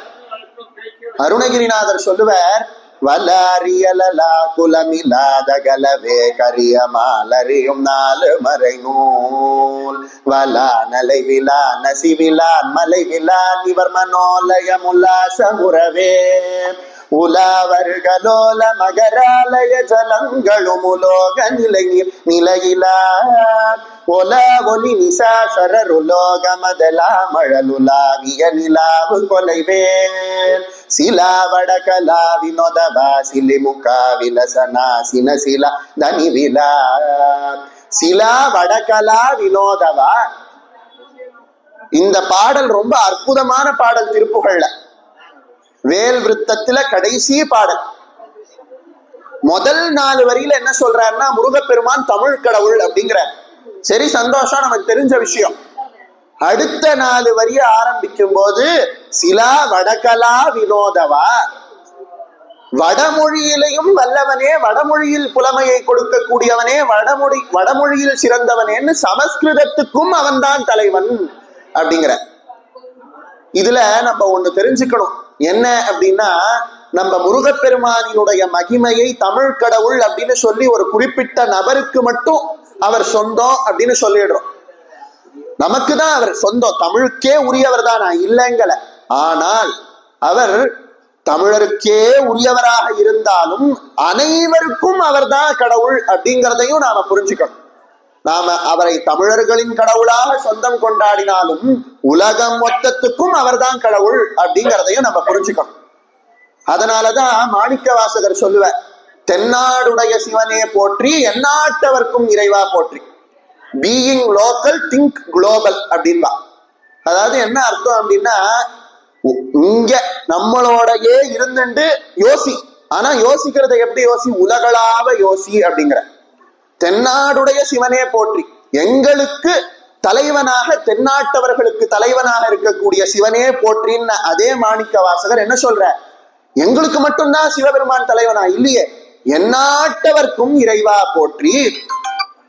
தமிழர்களுக்கு மட்டும் தலைவன் இல்லை, எங்க பிறந்தவனுக்கும் பரமேஸ்வரன் தான் தலைவன் அப்படிங்கிறா போல முருகப்பெருமானும் அதே சொல்லுக்கு உரியவனாக சிலாவடகலா வினோதவா, தமிழர்களையும் பாட வைத்தவன், வடமொழியிலும் பாட வைத்தவன் அப்படின்னு நம்ம புரிஞ்சுக்கணும். இப்ப உடனே எல்லாரும் ஒண்ணு சொல்லுவா, வடமொழிக்கு முருகப்பெருமான் தலைவன் அப்படின்னா வேதத்துல முருகப்பெருமானை பற்றி இல்லையே அப்படின்பா. வேதத்துல, வேத காலத்துல முருகப்பெருமானை அக்னியினுடைய வடிவத்துல நாம பூஜை செய்வோம். நீங்க பார்த்தீங்க அப்படின்னா அக்னி பகவானுக்கு ஆடு வாகனம் அப்படின்னு சொல்றோம். முருகப்பெருமானுக்கு 2 விதமான வாகனம் இருக்கு, ஒண்ணு மயில், இன்னொன்னு ஆடு. அதனாலதான் இன்னைக்கும் முருகப்பெருமானுக்கு உற்சவங்கள்லாம் நடக்கும் போது ஆட்டினுடைய வாகனத்துல அவரை எழுந்தருளை பண்றத நம்ம பார்க்கலாம். இதற்கு பின்னாடி ஒரு காரணம் கூட இருக்கு. பிரம்மதேவர் தன்னுடைய சக்தியை பெருசுன்னு காட்டுறதுக்கு ஒரு யாகம் பண்ணார். அந்த யாகத்துல நாரதரும் பிரம்மதேவரும் யாகம் பண்ணும் போது அந்த யாகத்துல இருந்து அசுரத்தனத்தோட ஒரு ஆடு வந்துதான். அந்த ஆடு அசுரத்தனத்தோட உலகத்துக்கே தீங்கு விளைவிக்க அந்த ஆட்டை அடக்கி தன்னுடைய வாகனமாக ஆக்கின்றாரா முருகப்பெருமான். இது எப்போ அப்படின்னா சூரபத்மனை எதிர்த்து போருக்கு புறப்படும் முன்னாடி. போருக்கு புறப்படக்கூடிய சமயம் இந்திரனே மயிலாக மாறி முருகப்பெருமானுக்கு வாகனமானார். அதனாலதான் முருகப்பெருமானோட மயிலுக்கு 3 வித மயில் உண்டு. தேவமயில், அசுரமயில், வேதமயில் அப்படின்னு. இந்திரனே மயிலாக தாங்கினது தேவமயில், அசுரன் மயிலாக தாங்கினது அசுரமயில். அதே போல வேதமே 4 வேதங்களே மயிலாக தாங்கினது வேதமயில். இது எப்படி வேதமயில் அசுரமயில் அதெல்லாம் எப்படி கண்டுபிடிக்கிறது அப்படின்னா, முருகப்பெருமானினுடைய இடது பக்கம் மூக்கு இருந்தது அப்படின்னா அது அசுரமயில், அதாவது அசுரன் அந்த இடத்துல மயிலா இருக்கான்னு அர்த்தம். முருகப்பெருமானினுடைய வலது பக்கம் மயிலினுடைய மூக்கு இருந்தது அப்படின்னா அது இந்திரன் மயிலாக முருகப்பெருமானை தாங்குறான்னு அர்த்தம். மயிலினுடைய மூக்கு நம்மளை பார்த்து இருந்ததுன்னா வேதமே அங்க மயிலாக முருகப்பெருமானை தாங்கிறதுன்னு அர்த்தம். முருகப்பெருமானுக்கு ஒரு மயில் வாகனம் இல்லை, 3 மயில் வாகனம் இருக்கு. நம்ம இப்பெல்லாம் வீட்டுல என்ன பண்றோம், வசதி வாய்ப்பு அதிகரிச்சதும் ஒரு வீட்டுல 4 பைக் இருக்கு. என்னன்னு கேட்டானா அப்பாவுக்கு ஒரு பைக்கு, பிள்ளைக்கு ஒரு பைக்கு, தம்பிக்கு ஒரு பைக்குங்கிறோம். இப்படி நம்ம வீட்டுல இருக்கிறவங்களுக்கே இப்படி இருக்கிறதே, முருகப்பெருமானை பத்தி கேட்கணுமா? 3 மயில் இருக்கு. அதே போல ஆடு வாகனமும் உண்டு, அக்னிக்கும் ஆடு வாகனம். அதே போல அக்னிக்கு சிகை இருக்கணும் அப்படின்பா, சிகைனா அந்த ஜுவாலை இருக்கணும் அப்படின்பா. அதே போல அந்த சிகையில தான் அக்னி இருக்கிறதாக சொல்லுவா. முருகனுக்கு சிகி வாகனன்னு பேர். சிக்கின்னா மயில் அப்படிங்கிற அர்த்தத்துல சொல்றா, ஆனா அக்னியினுடைய சிகையை குறிப்பது போல சிக்கி வாகனன்னு பேர். அதே போல முக்கியமான யாகங்களை செய்யும் பொழுது அந்த யாகங்களுக்கு அக்னியை அழைப்பதை சுப்பிரமணிய ஆஹ்வானம் அப்படின்னு சொல்லுவா. அதாவது சுப்பிரமணியனை அழைப்பதுன்னுவா. ஆனா அங்க முருகப்பெருமான அழைக்க மாட்டா, அக்னியை அழைச்சி யாகம் பண்ணுவா. இதுல இருந்து என்ன தெரியாது, இப்படி பல விதங்கள் அக்னிக்கும் முருகப்பெருமானுக்கும் ஒத்துப்போகும். அக்னியும் செந்நிறத்துல இருப்பார், ரெட் கலர்ல இருப்பார். அதே போல முருகப்பெருமானும் செந்நிறத்துல இருக்கக்கூடியவர் அப்படின்னு நம்ம பல இடத்துல கேள்விப்பட்டிருக்கோம். இப்படி முருகப்பெருமானை அந்த காலத்துல அக்னியாக வழிபட்டு இந்த காலத்துல முருகப்பெருமானாக வழிபடுறோம். அதை நம்ம முருகப்பெருமானினுடைய பிறவியில கூட பார்க்கலாம். சிவபெருமானினுடைய அக்னியாக இருக்கக்கூடிய கண்கள், நெற்றி கண்கள்ல இருந்து அக்னி பிழம்பாக விழுந்தவர் தான் முருகப்பெருமான். அதனால அக்னியினுடைய வடிவமாக முருகப்பெருமானை கருதி ஆதி காலத்துல இருந்து நம்ம பூஜை செய்துகிட்டு இருக்கோம் அப்படின்னு தெரியாது. இப்போ அற்புதமாக திருச்செந்தூர் முருகப்பெருமானினுடைய வரலாற்றை நம்ம பார்த்தோம். இந்த திருச்செந்தூர் முருகப்பெருமானினுடைய வரலாற்று, இந்த திருத்தணியினுடைய முருகப்பெருமானினுடைய அருளை பத்தி நம்ம பார்த்தோம். நாளான்னைக்கு சூரசம்ஹாரம் திருச்செந்தூர்ல ரொம்ப அழகா நடக்க போறது. இந்த திருச்செந்தூர்லயும் ரொம்ப அற்புதமான ஒரு திருவிளையாடலை, ஒண்ணு இல்ல பல திருவிளையாடல்களை முருகப்பெருமானானவர் நிகழ்த்தியிருக்க. என்ன அப்படின்னா, அன்னைக்கு திருச்செந்தூர்ல ஒரு அம்மா அப்பா ஒரு குழந்தை நின்னு ஓன்னு அழுதுன்னு இருக்கா. அம்மாவும் அப்பாவும். குழந்தைக்கு அந்த அம்மா அப்பா ஏன் அழறா அப்படின்றதே தெரியல. சின்ன குழந்தை. அந்த அம்மாவும் அப்பாவும் புலம்புறா, அப்பா முருகா, குழந்தை வரம் இல்லாம பல நாள் தவித்து உன்னோட அருளால குழந்தை பிறந்தது, சந்தோஷம். ஆனா பிறந்த இந்த குழந்தையால வாய் பேச முடியலையே, இப்படி ஒரு குழந்தையை வைத்து நாங்க என்ன செய்யறது? அந்த குழந்தைக்கு வாய் பேசக்கூடிய தன்மையை கொடுக்க கூடாதான்னு நாங்க இங்க நின்று இருக்கோம். 48 நாள் விரதம் இருந்து உன்னை பூஜிக்கிறோம், உன்னோட மனம் இறங்கி ஒரு தடவை எங்களை பார்க்க கூடாதா? கெஞ்சரா. முருகப்பெருமான் அங்க கல்ல போல நின்றுட்டே இருக்கார், அவர் பேசவே இல்லை. எல்லாரும் நம்மளுடைய மதத்தை பத்தி ஏளனம் செய்யும் பொழுது நட்டக்கல்லும் பேசுமோ நட்டக்கல்லும் பேசுமோன்னு சிவவாக்கியர் சொன்ன அந்த வரிய சொல்லுவான். அதாவது அதுல என்ன சொல்றாரு அப்படின்னா, ஒரு கல்லை நட்டு வச்சு சுத்தி முணுமுணுன்னு மந்திரம் சொல்றிய, அதனால என்ன பிரயோஜனம்னு சிவவாக்கியர் கேட்கிறார். சரி, ஆனா இவ பண்ற தப்பு என்ன அப்படின்னா, அந்த பாட்டுக்கு 4 வரி இருக்கு, இவ 2 வரிய மட்டும் சொல்றா, கடைசி 2 வரிய விட்டுடுறா. எப்படி முடிக்கிறார் அந்த பாட்டை? நட்ட கல்லும் பேசுமோ நாதனுள் இருக்கையிலே அப்படிங்கிற. நீ நட்டு வச்ச கல்லு பேசாது, அந்த நட்டு வச்ச கல்லு பேசணும் அப்படின்னா கல்லுல இருக்கிற சுவாமி தான் உனக்குள்ள இருக்காருன்னு நீ என்னைக்கு புரிஞ்சுக்கிறியோ அன்னைக்கு அந்த கல்லு பேசும் அப்படின்னார் சிவவாக்கியர். அதனால சுவாமி கல்லா நிக்கிறாரே, உன் மனசு கல்லா மண்ணா போயிடுதா, காது கேட்கலையா அப்படின்னு கேட்க கூடாது. அந்த பகவான் என்னைக்கு நம்ம மனசுல இருக்காங்கிறத புரிஞ்சுண்டு நம்ம வழிபடுறோமோ அன்னைக்கு அவனினுடைய அருள் நமக்கு கிடைக்கிறது. இப்படி அந்த முருகப்பெருமான் அங்க நின்று இருக்கிறத பார்த்து இவாளுக்கு இன்னும் கோபம் வருது. முருகா, நீ எனக்கு இந்த க்ஷணம் இப்போ அருள் செய்யல அப்படின்னா நாங்க இந்த குழந்தையையும் கூட்டிட்டு போய் திருச்செந்தூர் கடல்ல விழுந்து 3 பேரும் செத்து போயிடுவோம்னா. முருகன் வரல. இதென்ன இந்த காலத்துல பிளாக்மெயில் பண்றாளே அது மாதிரியா? முருகப்பெருமானு கிட்ட போயிட்டு நான் கழுத்துல கத்தி வச்சுட்டு, முருகா நீ வரலன்னா நான் கழுத்தை அறுத்துப்பேன் அப்படின்னு. நிஜமா அப்படி ஒருத்தர் பண்ணாளாம். அருணகிரிநாதர் மட்டும் திருவண்ணாமலை மலையிலேருந்து கீழே குதிச்சாரு, அவருக்கு மட்டும் முருகப்பெருமான் வந்தார், எனக்கு வரணும் அப்படின்னு சொல்லிட்டு ஒரு 2 லூசுகள் திருவண்ணாமலை ராஜகோபுரத்துல இருந்து விழுந்து தொபால்னு விழுந்து மண்டையை உடைச்சுண்டுதுகள். அப்ப ஏன் அருணகிரிநாதருக்கு மட்டும் முருகப்பெருமான் வந்தார், இவாளுக்கு வரல? இப்ப நாம பார்க்கக்கூடிய புலவர்களினுடைய வாழ்க்கையில முருகப்பெருமான் வந்தார், நம்ம வாழ்க்கையில ஏன் வரல அப்படின்னா, அவளினுடைய கர்மாவானது தீரக்கூடிய சமயம் வந்தது, அதை தீர்த்து வைக்க முருகப்பெருமான் வந்தார். நம்மோட கர்மாவானது தீரணும் அப்படின்னா நம்ம அந்த கர்மாவை தீர்த்த பிறகுதானே முருகப்பெருமான் வருவார். எனக்கு ஜுரம் இருக்கு, 10 நாள் ஜுரம் தீர்றதுக்கு மாத்திரை கொடுக்கிறார் டாக்டர். 10 நாள் கழிச்சு ஜுரம் தீர்றதுக்கு பதிலா இன்னைக்கே மொத்த ஜுரமும் தீரணும் 10 மாத்திரையும் போட்டு முழுங்கினா இன்னைக்கே போய் சேர வேண்டியதுதான். அவசரப்படக்கூடாது. கொஞ்சம் கொஞ்சமாக நம்ம கர்மாவானது தீர தீர முருகப்பெருமான் வருவார். இப்படி இவ என்ன பண்றாளா, முருகா நீ வரல அப்படின்னா நாங்க போய் உயிரை மாய்த்து கொள்றோம் அப்படின்னுட்டு அந்த குழந்தையை இழுத்துக்கிட்டு இவ கடலை நோக்கி ஓடுறான். அப்படி ஓடுறது என்ன ஆகுறதா, ஒரு குழந்தை இவ 2 பேருக்கு நடுவுல இருந்ததுல அந்த குழந்தையோட கையை பிடிச்சு இழுத்துன்னு போறோம். இழுத்துன்னு போயிட்டு மயில் சன்னதி பக்கத்துல அந்த குழந்தைய உட்காத்தி வச்சுட்டு கையில ஒரு தொன்னை இருந்தது, அந்த தொன்னையில இருந்து பஞ்சாமிர்தத்தை எடுத்து அந்த குழந்தைக்கு ஊட்டி விட்டுதான். ஊட்டி விட்டுட்டு அந்த குழந்தை சொல்றது, நீ இப்ப என்ன சாப்பிட்ட அப்படிங்கிறது. அந்த அம்மா அப்பாக்கு என்ன சொல்றதுன்னு தெரியல. 2 குழந்தைங்க விளையாடுறது, ஒரு குழந்தை நன்னா பேசுறது, தான் குழந்தையால பேச முடியாது. அப்ப போய் அந்த அம்மா அப்பா சொல்லுவாளா, என் குழந்தையால பேச முடியாது, அவன் ஊமை அப்படின்னா அந்த புதுசா இருக்கிற குழந்தை இந்த குழந்தைய பார்த்து சிரிக்கும். அந்த குழந்தைக்கு இன்னும் மனசு வருத்தப்படும். என்ன பண்றதுன்னு தெரியாம அப்படி அவ திக்பிரம புடிச்சு நிக்கிறா. இப்போ அந்த பேச முடியாத குழந்தை என்னால பேச முடியாது அப்படின்னு செய்க காட்டுறது, அதெல்லாம் இல்லையே, நீ நல்லா பேசுவிய, பேசுறது மட்டும் என்ன, நீ நல்லா பாடுவிய அப்படின்னதான். அந்த குழந்தை அப்படிங்கிறது, சொல்லு நீ இப்ப என்ன சாப்பிட்ட சொல்லு அப்படின்னு. அந்த புதுசா வந்த குழந்தை இந்த பேச முடியாத குழந்தைய பேசுங்கிறது அவ அம்மா அப்பா என்ன செய்யறதுன்னு தெரியாம முழிச்சு நிக்கிறா. அப்போ அந்த பேச முடியாத குழந்தை பேன்னு சொல்லிட்டு இருந்த குழந்தை என்னதுன்னு அந்த புது குழந்தை கேட்க முழிச்சுட்டு இருந்த குழந்தை என்ன பண்ணித்தான், பூமேவ செங்கமல பூத்தேளும் தேரறிய பாமேவு தெய்வ பழமறையும் தேமேவு நாதமும் நாதாந்த முடிவும் நவை தீர்த்த போதமும் காணாத போதமாய் அப்படின்னு ஆரம்பிச்சு கந்தர் கலிவெண்பாவை மடை திறந்த வெள்ளம் போல பாடுறது.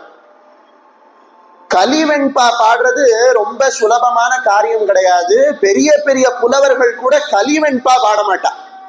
ஏன்னா அவ்வளவு கஷ்டம். அந்த குறிப்பான அந்த கணக்குல வார்த்தைகளை போட்டு வெண்பா பாடுறது, களி வெண்பா பாடுறது சாதாரண விஷயம் கிடையாது. கந்தர் கலிவெண்பா அப்படின்னு பாடி முடிக்கிறது அந்த குழந்தை. முடிச்ச பிறகு ஒரு குழந்தை பஞ்சாமிர்தம் ஊட்டி பாடுன்னுதே அந்த குழந்தைய காணும். அம்மா அப்பா வாய் பேச முடியாத இந்த குழந்தை எப்படி பேசினதுன்னு தெரியாம திக்பிரம புடிச்சு நிக்க, அந்த குழந்தை பாடி முடிக்கிறத புதுசா அந்த குழந்தைய காணும். அப்போ சன்னதியில இருந்து ஒரு குரல் கேட்டுதான், இந்த குழந்தைக்கு இனிமே குமரகுரு பரன்னு பேரு, என்னோட பேர்ல இவன் இந்த உலகம் முழுக்க பலவிதமான நன்மைகளை செய்து நல்ல தமிழ் பாடல்கள்னால தர்மத்தை நிலைநாட்டுவார் அப்படின்னு சொன்னார். யாரு? முருகப்பெருமான் அசிரியாக உடலில்லாத குரல் வடிவத்துல சொன்னார். அப்படி முருகப்பெருமானினுடைய திருச்செந்தூர் முருகப்பெருமானினுடைய அருளால பேச ஆரம்பிச்சவர் தான், பேசல பாட ஆரம்பிச்சவர் தான் குமரகுருபரர் அப்படின்னு சொல்லப்படக்கூடிய பெரிய மகான். இவர் மதுரை மீனாட்சி அம்பாளை தரிசனம் பண்ண வரார். அப்போ அந்த நாட்டை திருமலை நாயக்க மன்னர் ஆட்சி செய்யறார். அவருக்கு தமிழ் மேல பற்றுதல் அதிகம். அவர் குமரகுருபரரை கேட்கிறாராம், எனக்காக மீனாட்சி மேல ஒரு பிள்ளை தமிழ் பாடக்கூடாதான்? இவர் உட்கார்ந்துட்டு மீனாட்சியோட சன்னதியில பிள்ளை தமிழ் பாடிட்டு இருக்கார். அப்படி பாடிண்டே இருக்கிறதே ஒரு பச்சை பாவாடை சட்டை கட்டிட்டு ஒரு பொன் குழந்தை வந்து ராஜாவோட மடியில உட்கார்றது. ராஜாவோட மடியில உட்கார்ந்துட்டு குமரகுருபரர் பாடுறதுக்கெல்லாம் தாளம் போடுறது. ஒரு இடத்துல குமரகுருபரர் ஒரு வார்த்தை சொல்ற, ஈசன் மனதில் வடித்த உயிர் ஓவியமே அப்படிங்கிற. நம்ம யோசிச்சு பார்த்தான்னா சிவபெருமானுக்கு மேல தெய்வம் இல்லை அப்படிங்கிறா. ஆனா சிவபெருமானை நாம போய் தரிசனம் பண்ணா சிவபெருமான் என்ன பண்றார்? தியானம் பண்ணிட்டு இருக்கார். அப்போ அவர் யாரோ ஒருத்தரை தியானம் பண்றாருன்னா இவர் எப்படி தேவர்களுக்கெல்லாம் தேவனாக மகாதேவனாக இருக்க முடியும்? அப்ப இவர் யார தியானம் பண்றாலோ அவர் தானே தெய்வமா இருக்க முடியும். சரி, இதை ஒரு ஓரமா வச்சிடலாம். நம்ம அம்பாளை தரிசனம் பண்றதுக்கு மாங்காடுக்கு போறோம். அம்பாள் என்ன பண்றா? அவளைதான் ஆதிசக்தின்னு சொல்லி அவதான் உலக தலைவின்னு சொல்றோம். அவ அங்க என்ன பண்ணிட்டு இருக்கா? அவளும் தவம் பண்ணிட்டு இருக்கா. அப்போ அவளும் தெய்வம் இல்ல, அவ யாரையோ நினைச்சு தவம் பண்றா. அப்ப அவ தானே தெய்வம். இப்போ உலகத்துக்கு அம்மையும் அப்பனுமாக இருக்கிறவங்களே வேற யாரோ ஒருத்தர் பூஜை பண்றாளே, அப்ப யாருதான் உலகத்துக்கு தலைவன்னு கேட்ட போது ஆதிசங்கரர் சிம்பிளா ஒரு பதில் சொல்லிட்டார். கலாபியாம் சூட்டாலங்கிருத சசிகலாபியாம் நிஜ தபஹ ஃபலாபியாம். சிவபெருமானையும் பார்வதியையும் ஒரே ஸ்லோகத்துல ஸ்தோத்திரம் பண்ற. நிஜ தபஹ ஃபலாபியாம், அதாவது சிவபெருமான் செய்யக்கூடிய உண்மையான தவத்தினுடைய பலன் யாருன்னா அம்பாள். அம்பாள் செய்யக்கூடிய தவத்தினுடைய பலன் யாருன்னா சிவன். அப்ப சிவன் யார நினைச்சு தவம் பண்றார்? அம்பாளை நினைச்சு. அம்பாள் யார நினைச்சு தவம் பண்றார்? சிவனை நினைச்சு. அப்படி இருக்கிறத இவர் அவளை பூஜை பண்றார், அவ இவரை பூஜை பண்றார். இதுதான் கலாபியாம் சூட்டாலங்கிருத சசிகலாபியாம் நிஜ தபஹ ஃபலாபியாம். இப்போ இவர் அசையாம ஆடாம அசையாம சிவபெருமான் உட்கார்ந்து தவம் பண்றார். அப்படி அவர் தவம் பண்றதே அவருடைய மனதில யார தியானம் பண்றார்? அம்பாளை தியானம் பண்றார். தவம் பண்றவா எப்படி உட்கார்ந்துட்டு இருப்பா? ஓவியம் போல நகராம அசையாம உட்கார்ந்துட்டு இருப்பா. அப்படித்தானே? தவம் பண்ணக்கூடியவர்கள் மனதுல ஒரு வஸ்துவை நினைக்கிறா இல்லையா? அது எப்படி இருக்கும்? அது மட்டும் ஆடின்னு இருக்குமா? இருக்காது. அதுவும் நிலையான ஒரு பொருளா இருக்கும். இப்படி ஆடாம அசையாம நிலையாக உட்கார்ந்துட்டு சிவபெருமான் அம்பாளை தியானம் பண்ற. சிவனுடைய மனசுல அம்பாள் ஓவியம் போல ஆடாம அசையாம அவரோட ஞான கண்ணுக்கு காட்சி கொடுக்கிறா. ஓவியம் அப்படின்னு சொல்லிட்டான்னா ஓவியத்துக்கு உயிர் கிடையாது. ஆனா அம்பாள் தான் இந்த உலகத்துக்கே உயிர் கொடுக்கிறவ, அவளுக்கு உயிர் இல்லைன்னு சொல்லிட முடியாது. அதனால சிவபெருமான் மனதால் தரிசிக்க கூடிய ஓவியமேன்னு சொல்லாம உயிர் ஓவியமேன்னு பாடினார். ரெண்டு பேரோட தவத்தினுடைய பலனும் அவாவாதான். அப்படி சிவபெருமான் நினைத்து தியானம் பண்ணக்கூடிய அம்பாள் ஓவியம் போல இருந்தாலும் உலகத்துக்கே உயிராக இருக்கக்கூடியவள். இப்படி பெரிய தத்துவத்தை ஒரே வார்த்தையில சொல்றா போல ஈசன் மனதில் வடித்த உயிர் ஓவியமேன்னாராம். அந்த ராஜாவோட மடியில உட்கார்ந்து இருந்த அந்த சின்ன குழந்தை, பொன் குழந்தை இருக்கு இல்லையா, தான் கழுத்துல இருந்த முத்துமாலையை கட்டி குமரகுருபரர் கழுத்துல போட்டுருக்கான். போட்டுட்டு அந்த குழந்தை சட்டுன்னு மறைஞ்சிடுச்சு. சன்னதியிலேருந்து மீனாட்சி சன்னதியிலேருந்து அர்ச்சகர்கள்லாம் ஓடி வரா. திடீர்னு மீனாட்சி கழுத்துல இருந்த முத்துமாலையை காணுங்கிறா. அப்போ திருமலை நாயக்க மன்னர் சொல்றார், தோ எதிர்க்க இருக்காரே குமரகுருபரர், அவர் கழுத்துல இருக்கே அதுதான் பதக்கமானார். ஆமா அப்படிங்கிற. அப்பதான் தெரிஞ்சது வந்தது யார் அப்படின்னா மீனாட்சியே வந்து அவர் பாடுறத ரசிச்சு அவர் பாடுறதுக்கு பரிசாக தான் கழுத்துல இருக்கிற முத்துமாலையை கொடுத்தா அப்படின்னு. இது யாருன்னு நம்ம யோசிக்கணும். மீனாட்சி அம்பாளே மெச்சக்கூடிய அளவுக்கு பாட்டு பாடினார். சரி, ஆனா அவரை அந்த அளவுக்கு பாட வச்சது யாருன்னா திருச்செந்தூர் முருகப்பெருமானினுடைய தனிப்பெரும் கருணைங்கிறது தான்.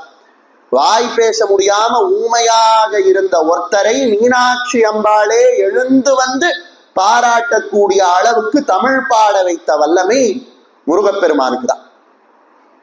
இப்படி முருகப்பெருமானினுடைய பெருமைகளை நம்ம பார்த்தோம் அப்படின்னா சொல்லிண்டே போலாம். ஒரே ஒரு கதையை மட்டும் சொல்லி நிறைவு செய்கிறேன்.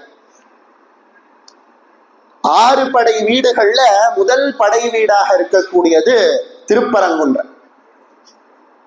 இந்த திருப்பரங்குன்றத்துல நக்கீரரானவர் தினம் சிவ பூஜை பண்ணுவார். நம்ம எல்லாரும் திருப்பரங்குன்றம் முருகப்பெருமானினுடைய கோவில் அப்படின்னு நினைச்சுட்டு இருக்கோம். ஆனா அது முருகப்பெருமானினுடைய கோயில் இல்ல, சிவன் கோவில். தேவார பாடல் பெற்ற 276 தேவார பாடல் பெற்ற ஸ்தலங்கள்ல திருப்பரங்குன்றம் ஒன்று. பரன் அப்படின்னா சிவபெருமானை குறிக்கும். அந்த பரமனுடைய குன்றம் அப்படிங்கிறதுனால அதற்கு பரன் குன்றம்னு பேர்.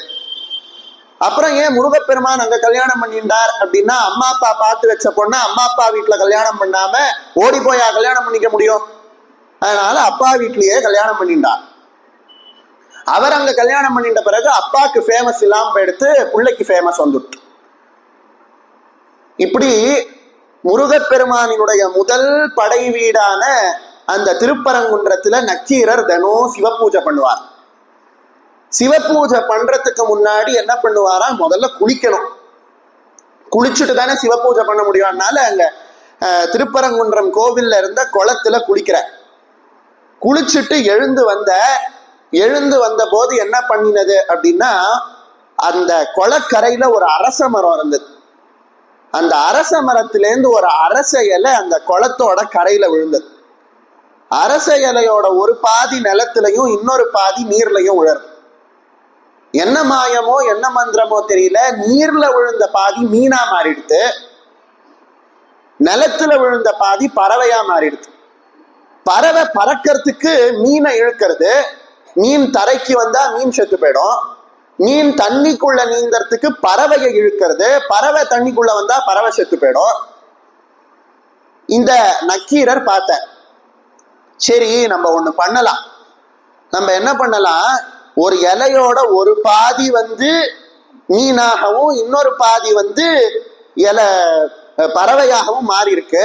அந்த இலையோட நடுவுல இருக்கக்கூடிய ஒரு காம்பு தான் பறவையையும் மீனையும் சேர்த்து வைக்கிறது. நம்ம என்ன பண்ணலாம், அந்த இலையோட காம்பு ரெண்டுத்தையும் சேர்க்கறது இல்லையா, அதை வெட்டி விட்டுறலாம் அப்படின்னா. அதனால என்ன பண்ணாரா, கையை வச்சுட்டு சும்மா இல்லாம அந்த இலையோட காம்பை கிள்ற.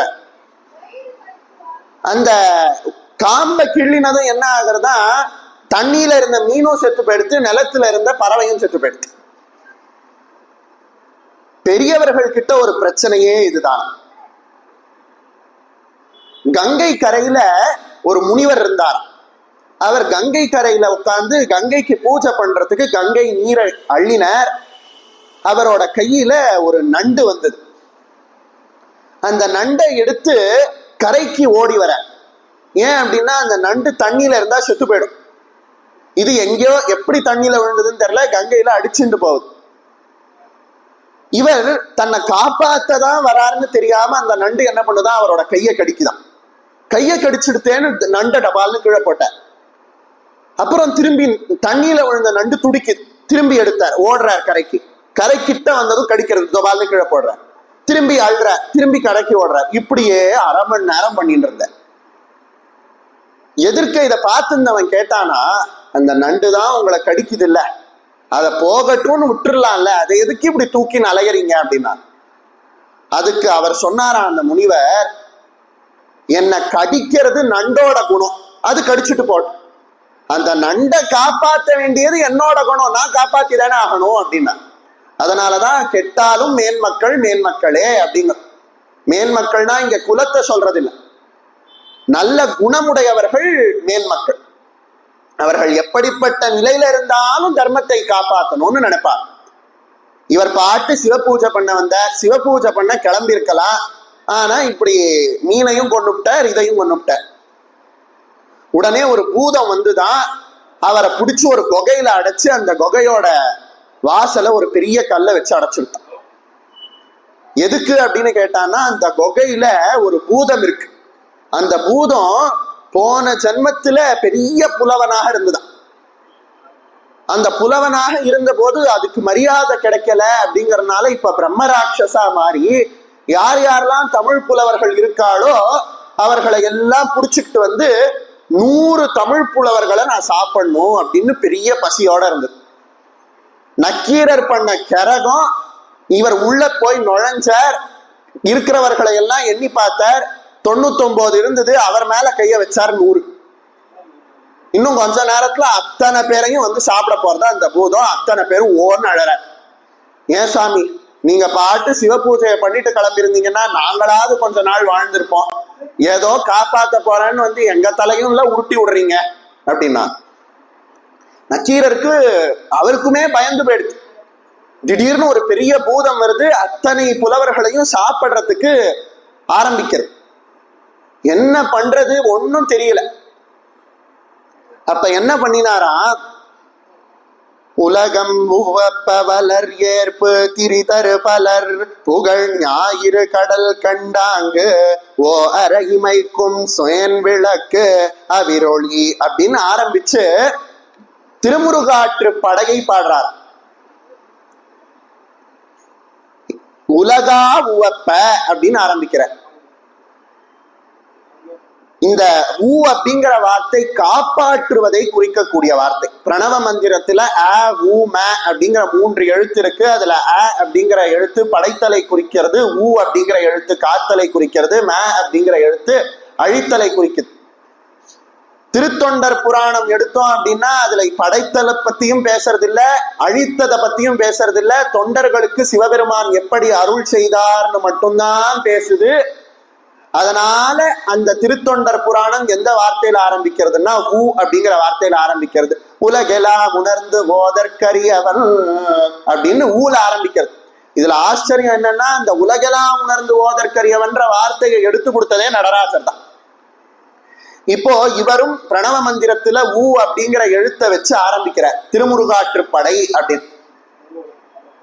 பல வருஷங்களுக்கு முன்னாடி காஞ்சிபுரத்துல காஞ்சி மகா சுவாமிகள் வாழ்ந்து வந்தார். அவர் கிட்ட ஒரு பொண்ணை அழைச்சிக்கிட்டு வராங்க. அந்த பொண்ணுக்கு பிரம்மராட்சஸ் பிடிச்சிருக்கு.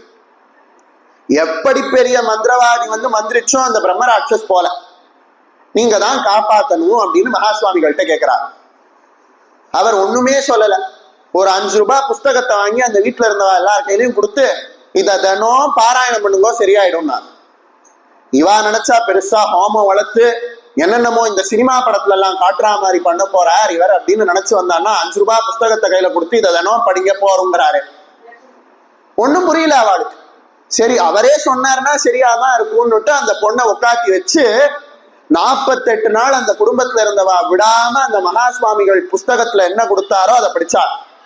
48வது நாள் முடியறத அந்த பொண்ணும் சேர்ந்து உட்கார்ந்து படிச்சாளா. அவளோட பிரம்மராட்சசானது விலகிடுச்சு. அப்படி மகா சுவாமிகள் அந்த புஸ்தகத்துல என்ன கொடுத்தார் அப்படின்னா, நக்கீரர் எழுதினதும் 12 திருமுறைகள்ல அற்புதமான ஒரு பதிகமாகவும் இருக்கக்கூடியதும் நக்கீரர் பாடினதும் திருமுருகாற்று படைய கொடுத்திருக்க. இந்த காலத்துல நம்ம கந்த சஷ்டி கவச்சத்தை பாராயணம் பண்றோம். அந்த காலத்து திருமுருகாற்று படைய மறந்துட்டோம். திருமுருகாற்று படைக்கு அவ்வளவு மகத்துவம் இருக்கு. ஒருத்தர் போய் வாரியார் சுவாமிகள்கிட்ட கேட்டார், இப்போ கந்த சஷ்டி கவச்சத்தை எல்லாரும் படிக்கிறா, திருப்புகழை விட்டுட்டா, வேல் விருத்தத்தை விட்டுட்டா, மயில் விருத்தத்தை விட்டுட்டா, இதை பத்தி என்ன நினைக்கிறீங்க அப்படின்னு. அவர் சிரிச்சுண்டே சொன்னாரா, கொசு கடிக்கு கொசு அழிக்கிறதுக்கு புல்டோசரை இழுத்துன்னு வந்தா மாதிரி நமக்கு இருக்கக்கூடிய சின்ன பிரச்சனையை அழிக்கிறதுக்கு புல்டோசரை இழுத்துன்னு வரா போல கந்த சஷ்டி கவச்சத்தை படிக்கிறா. கந்த சஷ்டி கவச்சமும் படிக்கணும், கூட இதையும் படிக்கணும் அப்படின்னா. அந்த அளவுக்கு திருப்புகழுக்கும் வேல் விருத்தம், மயில் விருத்தம், வேல்மாறல், திருமுருகாற்று படைக்கும் பெரிய மகத்துவம் உண்டு. அதை படிக்கிற வாயால அதை ஒரு 10 தடவை படிக்கும் போது திருமுருகாற்று படைய ஒரு தடவையாவது படிக்கலாம். அந்த அளவுக்கு சக்தி வாய்ந்த மந்திரங்கள் நிறைந்த ஒரு நூலாக திருமுருகாற்று படை இருக்கு. இந்த திருமுருகாற்று படைய நக்கீரரானவர் பாடுறார். பாடி முடிச்சதும் என்ன ஆகுது அப்படின்னா, அண்டருலகும் சுழல என் திசைகளும் சுழல அங்கியுமுடன் சுழலவே அலைக்கடல்களும் சுழல உணருயிரும் சுழல அகிலதலமும் சுழலவே மண்டல நிறைந்த ரவி சதகோட்டி மதிபுதிரமான விரங்கி அணியும் மணியொலியினில் சகலதலமும் அருள சிரம வகை வகையினில் சுழலும் வேல் தண்டமுடனும் கரிய பாசமுடனும் நெடிய தந்தமுடனும் பிறைகள் போல் தந்தமுடனும் மழலும் வெண்கனுடனும் தழலும் தன் புறம் வரும் சமனையான் கண்டு குலையும் பொழுதில் அஞ்சலனமென் சரண கஞ்சமுதவும் கருணை வேல் கந்தன் முருகல் குமரன் மண்புறவர் தம் புதல்வி கணவன் அடல் கொண்ட வேலே அண்டருலகும் சுழல என் திசைகளும் சுழல அங்கியுமுடன் சுழலவே 7 உலகமும் சுழல அத்தனை திக்குகளும் நடுநடுங்க வானம் இடிக்க பூமி பிளக்க அந்த வேலானது அந்த குகையை பிளந்து கொண்டு உள்ள வந்து நக்கீரரை சாப்பிட வந்த அந்த பிரம்மராட்சசத்தை கொன்று அந்த பிரம்மராட்சசத்துக்கு முக்தியை கொடுத்து நக்கீரரை காப்பாற்றினது. இப்படி ராட்சசர்களின் கொடுமையான ஏவல் பிசாசுகள்லயே பிரம்மராட்சசஸ் தான் கொடுமையானதுன்னு சொல்லுவா. அந்த பிரம்மராட்சசத்தையே முருகப்பெருமானினுடைய வேலானது நொடியில ஒண்ணும் இல்லாம பண்ணிடுறது. இதுல ஆச்சரியமானது என்ன அப்படின்னா, மற்ற தேவதைகளுக்கு உரிய மந்திரம் எல்லாம் எப்படி இருக்குன்னா சமஸ்கிருதத்துல கடமுடான்னு வாயில நுழையாத மாதிரி இருக்கு. முருகப்பெருமானினுடைய திருப்புகழ் சுந்தர தமிழ்ல வாயில நுழையறா போல, திருப்புகழை பாட பாட வாய் மணக்குங்கிறா போல, பாட பாட நம்மளுடைய வாயே மணக்கிறா போல இருந்தது. ஒரு காலத்துல எந்த குழந்தைக்காவது பேச்சு சரியா வரல அப்படின்னா முத்தை தருபத்தி திருநகை அந்த திருப்புகழை மட்டும் சொல்லுவான். அதை திரும்பி திரும்பி சொல்லிட்டு இருக்கும் போதே அந்த நாக்கு வளைய ஆரம்பிச்சு பேச ஆரம்பிச்சு. அந்த அளவுக்கு திருப்புகழுக்கு மகத்துவம் உண்டு. திருப்புகழ்ல இருக்கக்கூடிய ஒவ்வொரு எழுத்தும் ஒவ்வொரு மந்திரம், ஒவ்வொரு எழுத்தும் பீஜாட்சரம்னு சொல்லுவான். நம்மளை போல இருக்கக்கூடிய ஜீவராசிகள் அத்தனை பேரும் நல்ல நிலைக்கு உயரணும் அப்படிங்கிறதுக்காக மந்திரங்கள் அனைத்தையும் அடக்கினதா போல திருப்புகழை பாடியிருக்க. திருப்புகழுக்குள்ள நம்ம எடுத்தோம் அப்படின்னா ராமாயணம் வர்றது, திருப்புகழுக்குள்ள மகாபாரதம் இருக்கு, திருப்புகழுக்குள்ள பாகவதம் இருக்கு, திருப்புகழுக்குள்ள சிவபுராணம் இருக்கு, திருப்புகழ்ல தேவி பாகவதம் இருக்கு. திருப்புகழ்ல இல்லாததே இல்லை.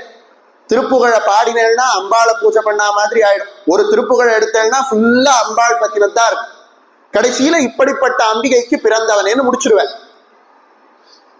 அதனால முருகனடியார்கள் எல்லாம் நவராத்திரிக்கு அந்த திருப்புகழை பாடுவான்.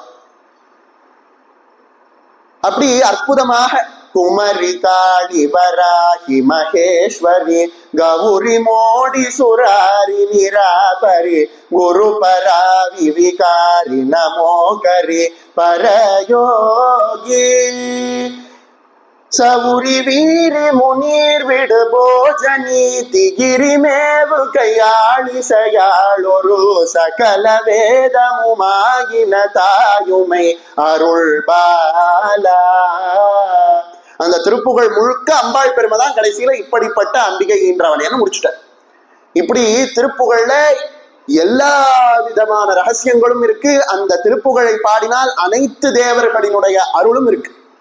அதனால முருகப்பெருமானை ரொம்ப எளிமையாக, ஏன் விநாயகருக்கு கூட மந்திரங்களும் சோஸ்திரங்களும் வாயில நுழையாம கடமுடான் இருக்கு. முருகப்பெருமானுக்கு தான் நம்ம வாயில நுழையறா போல, ஏழை பங்காளனாக நம்ம வாயில நுழையறா போல சுந்தர தமிழால் பாடினா பிடிக்குமா? ஒண்ணும் வேண்டாம், நீங்க முருகப்பெருமான் மேல கோபம் இருந்தது அப்படின்னா சுத்தமான தமிழ்ல முருகப்பெருமான திட்டுங்க போ. நான் சொல்லல, அருணகிரிநாதர் சொல்லியிருக்க. என்ன பண்ணுவானா, யாராவது தன்னை சுத்தமான தமிழ்ல பித்தனே பேயனே முருகான்னா, ஆஹா சுத்தமான தமிழ்ல என்ன திட்டுறானே அவனுக்கு அருள் பண்ணிட்டு வரேன்னு வருவான். முனிய அறியாத பெருமாளே அப்படின்னார். அதாவது அடியவர்கள் அவன் மேல பல குறையை கண்டுபிடித்து திட்டினால் கூட முனிய அறியாத பெருமாளே. அவனுக்கு முனியன்னா கோபமே வராதான். தமிழ்ல திட்டுற உங்களை யாராவது திட்டணும்னா முருகப்பெருமானோட படத்தை முன்னாடி வச்சிருந்து இனிமே சுத்த தமிழ்ல, சுத்தமான தமிழ் வார்த்தை, இந்த மெட்ராஸ் தமிழ் பாஷையில இல்ல, நிஜமா சொல்றேன், சுத்தமான தமிழ்ல திட்டுமோ முருகப்பெருமான், அதை கேட்டு தமிழ்ல என்ன திட்டுறானேன்னு அருள் பண்ணுவான்.